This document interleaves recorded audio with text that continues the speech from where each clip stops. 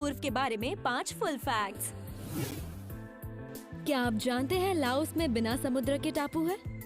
Island यानी टापू का नाम आते ही समुद्र के बीच जमीन के हिस्से का ही ध्यान आता है, लेकिन लाओस में सीफैनडॉन नाम की जगह है जिसका शाब्दिक अर्थ है 4000 टापू, जो कि मेकोंग नदी के बीचों बीच है। पर्यटकों के लिए आकर्षण का ये टापू बिना समुद्र के भी समुद्री तट का एहसास दिलाता है।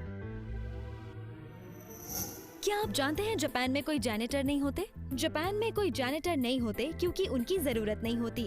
स्वच्छता जापानी लोगों की जहन में ही है। बच्चों से उनके क्लासरूम्स और स्कूल प्रेमाइसेस साफ करवाए जाते हैं अपने आसपास सफाई रखने की आदत डालने के लिए। नागरिक गलती से भी रास्तों पर गंदगी नहीं करते और तो और नौजवान विद्यार्थी खुद रास्ते साफ करने जुट जाते हैं क्योंकि ये सर्विस उनमें नौकरी लगने की उपलब्धि बढ़ाती है। क्या आप जानते हैं दक्षिण कोरिया में 3 अलग वैलेंटाइंस डे होते हैं? बाकी दुनिया की तरह दक्षिण कोरिया भी 14 फरवरी को वैलेंटाइंस डे मनाते हैं, पर समानता यही खत्म होती है क्योंकि दक्षिण कोरिया, चीन और जापान में वैलेंटाइंस डे पर सिर्फ महिलाएं गिफ्ट देती हैं। पर ये अच्छा निवेश है क्योंकि 14 मार्च को ये देश व्हाइट डे मनाते हैं, जब पुरुष उन महिलाओं को रिटर्न गिफ्ट देते हैं जो कीमत में 3 गुना होते हैं। हालांकि 14 अप्रैल ब्लैक डे के नाम से मनाया जाता है उनके लिए जो अब तक सिंगल हैं। क्या आप जानते हैं सभी वियतनामी का जन्मदिन एक ही दिन मनाया जाता है? वियतनाम में जन्मदिन मनाने का अलग ही तरीका है। वहाँ पैदा होते ही बच्चा 1 साल का माना जाता है। वियतनाम में व्यक्तिगत रूप से जन्मदिन नहीं मनाया जाता। वहाँ नए साल के दिन, जिसे टेट कहा जाता है, सभी 1 साल बड़े हो जाते हैं। यानी आपकी उम्र उतनी ही है जितनी टेट आपके जन्म के बाद मनाए गए हैं। इसलिए वियतनाम में हर कोई अपनी असल उम्र से 1 या 2 साल बड़ा होता है।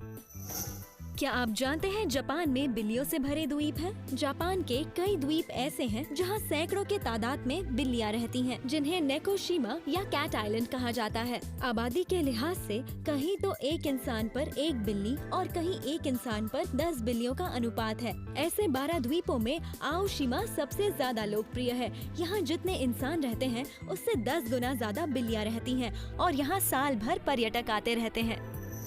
ये सारे फुल फैक्ट्स जानने के बाद अब वक्त हुआ है कुछ मिथाकड़ों से पर्दे हटाने का हमारे बोनस सेगमेंट फूफा मिथबस्टर्स में।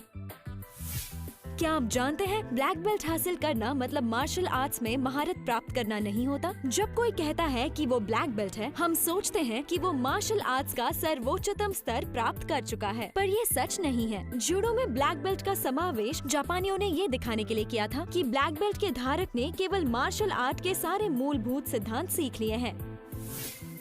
और दिलचस्प बातें जानने के लिए देखते रहिए जीरो लाइफ फुल फैक्ट्स। ये है फूफा।